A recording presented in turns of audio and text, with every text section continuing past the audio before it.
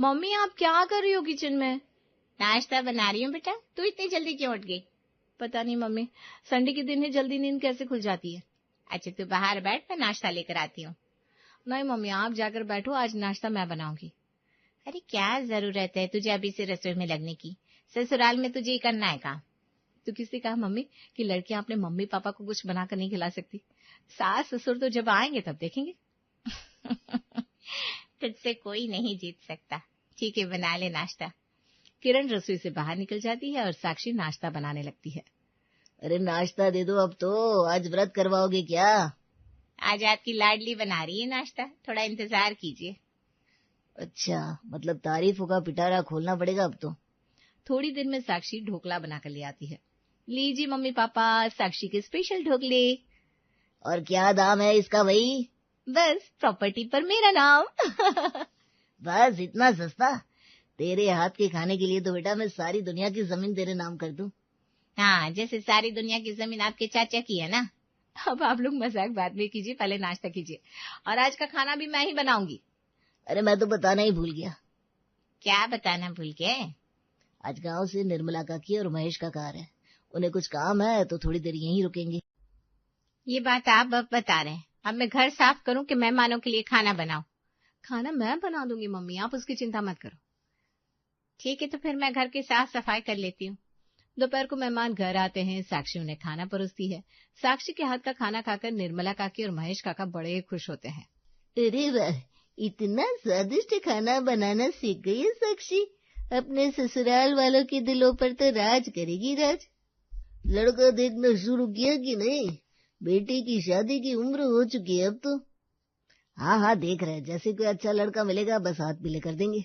पापा अब फिर मुझे घर से भगाने की प्लानिंग में लग गया। अभी मुझे शादी नहीं करनी। वो तो जब लड़का मिल जाएगा तो तेरा भी मन बन ही जाएगा। ये ले, इतना अच्छा खाना खिलाया। अरे इसकी क्या जरूरत थी?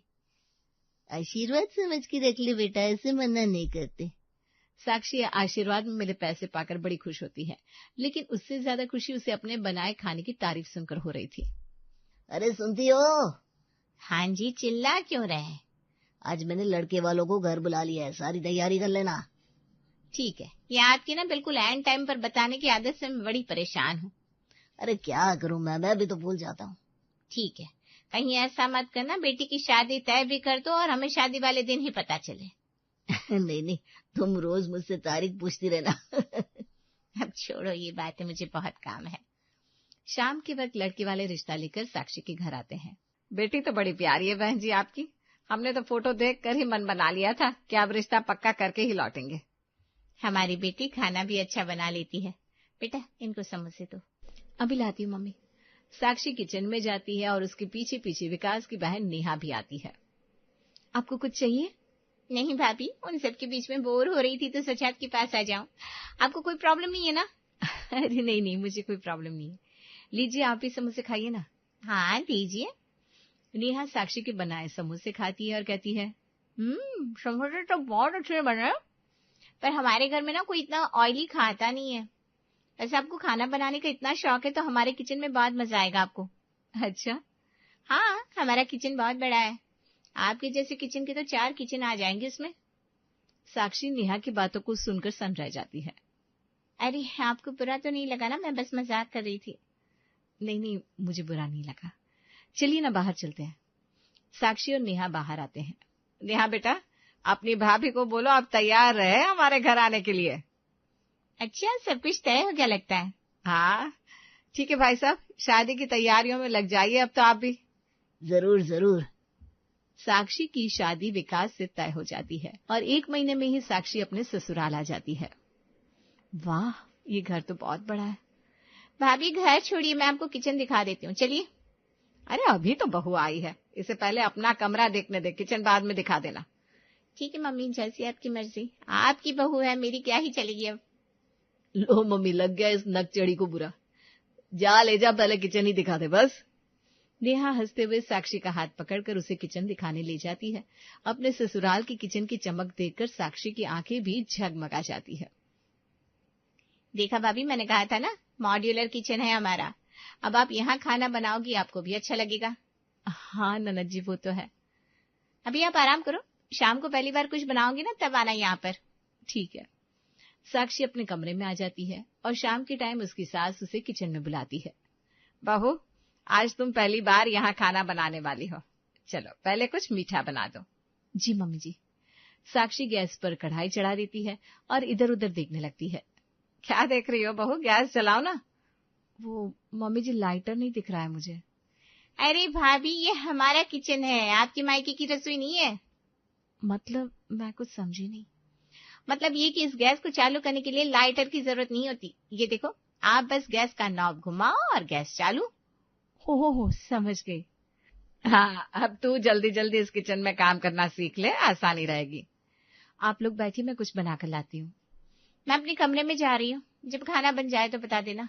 जी ननद जी। साक्षी किचन में अकेले काम करने लगती है। वो किचन की एक एक दराज को खोलती है और सामान बाहर निकाल कर रख लेती है। ये तो बन गया सूजी का हलवा, अब सबको बुला लेती हूँ। साक्षी हलवा डाइनिंग टेबल पर सजा देती है और सभी को आवाज देती है। मम्मी जी, नेहा दीदी, विकास जी, आप लोग बाहर आ जाइए, हलवा तैयार है। अभी आ रहा है बहू। जल्दी जल्दी से प्लेट में लगा देती हूँ, सबको पसंद आना चाहिए, आखिर मेरा स्पेशल हलवा है ये। साक्षी हलवा सजाकर सभी के आने का इंतजार करती है। तभी उसकी ननद नेहा की आवाज आती है। भाभी, मुझे मेरे कमरे में ही दे दो। हाँ यार, मैं भी थोड़ा बिजी हूँ, मुझे भी कमरे में ही दे जाना। ठीक है। साक्षी सभी को उनके कमरे में जाकर हलवा देती है। अरे मैं भी यही कहने वाली थी, अच्छा हुआ तू यहीं ले आई। सुन बहू, शाम को ना थोड़ा हल्का खाना ही बनाना। जी मम्मी जी। साक्षी के चेहरे का रंग उड़ गया। वो किचन में आ गई और खाने की तैयारी करने लगी। थोड़ी देर बाद उसकी सास भी किचन में आई और किचन की हालत देखकर साक्षी से कहा, बहू ये क्या हाल बना दिया तुमने मेरे किचन का।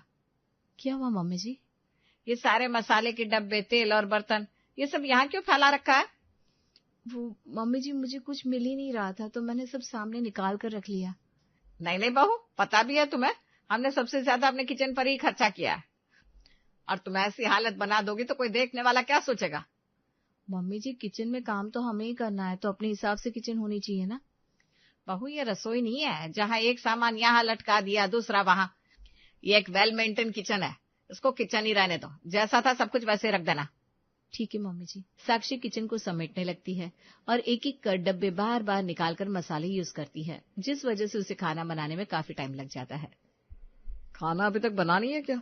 और कितना वेट करूं मैं? बन ही गया है, आप लोग आ जाइए ना। सभी लोग आकर डाइनिंग टेबल पर बैठ जाते हैं। साक्षी खाना परोसते हुए मन ही मन सोचने लगती है, मम्मी जी का मूड खराब है, शायद अब खाना खाकर सही हो जाएगा, जैसे पापा का हो जाता था।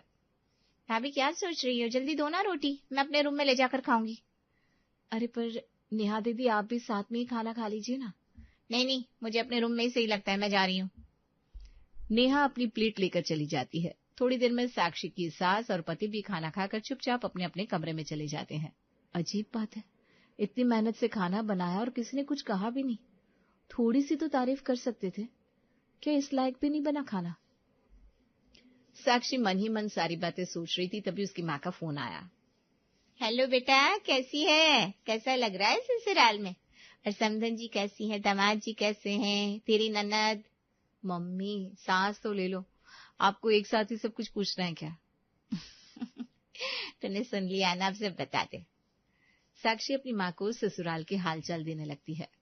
चलो अच्छा है बेटा, अपने ससुराल के लोगों के दिलों में जितनी जल्दी जगह बना लोगी उतना अच्छा रहेगा।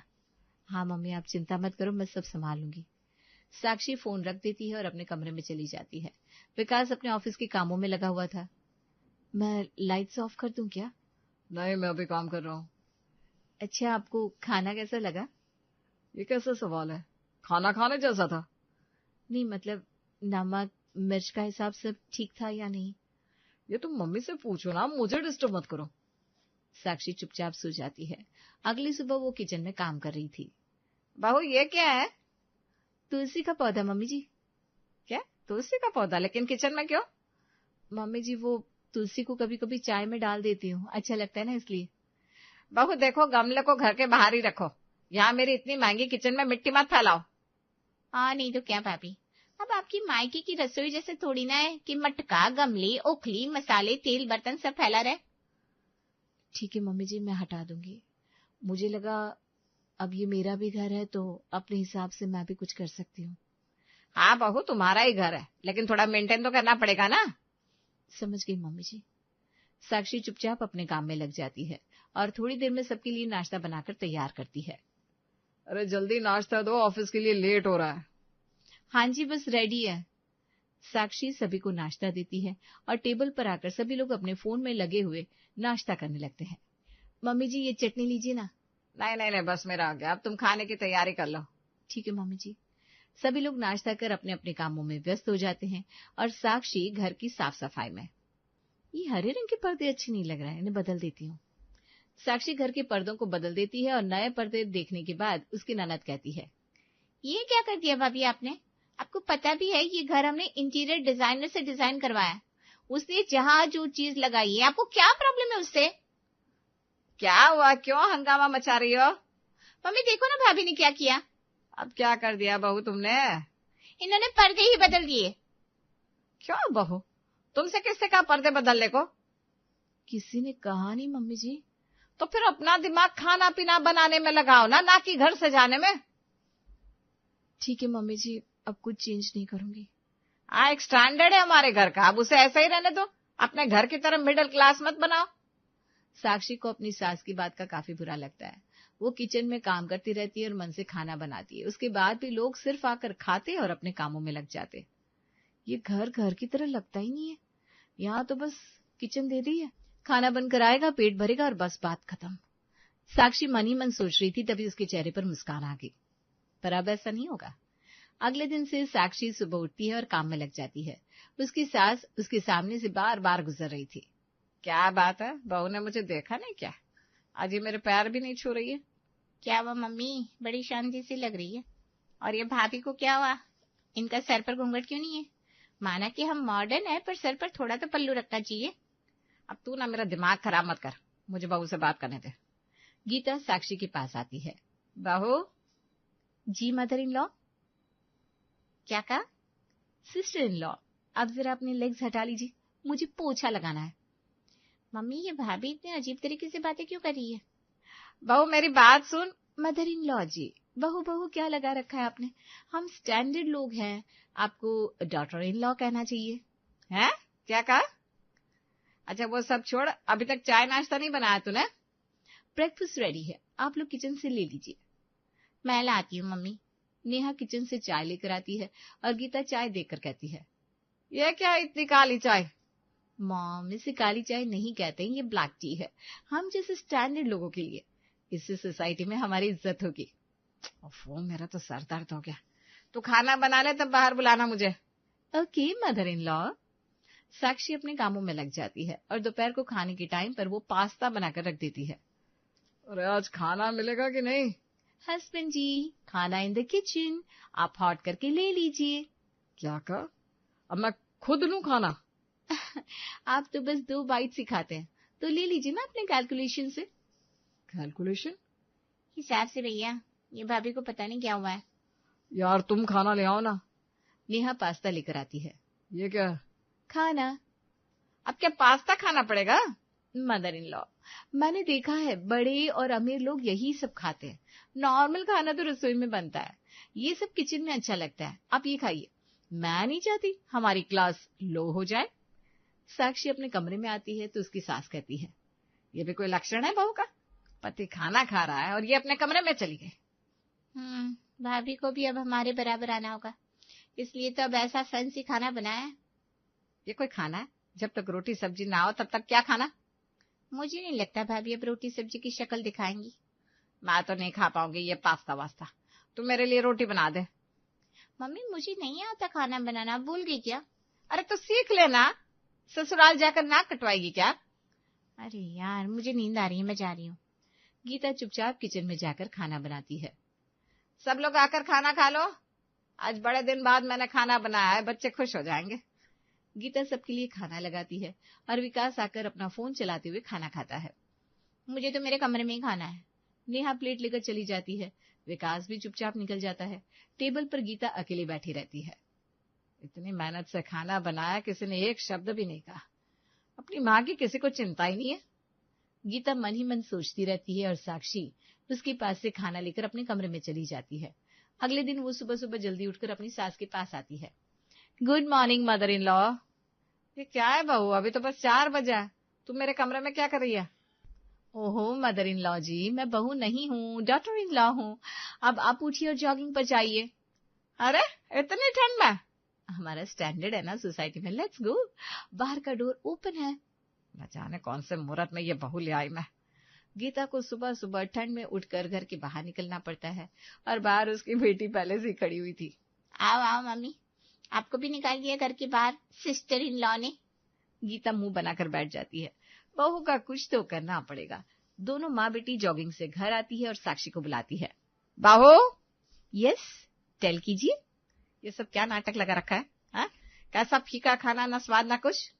मेरी कोई गलती नहीं है, आपने कहा था मेंटेन करके रखना है। अब जब मैं मेंटेन कर रही हूँ तो आप बुरा मान रही हो। अरे तो हमने किचन को और घर को ऐसे रखने के लिए कहा था, तुम क्यों बदल गई? मदर इन लॉ, अब घर में रह भी तो हम रहे, तो सिर्फ किचन क्यों बदले, सब कुछ बदलना चाहिए। दोगलापन क्यों दिखाना बेवजह का?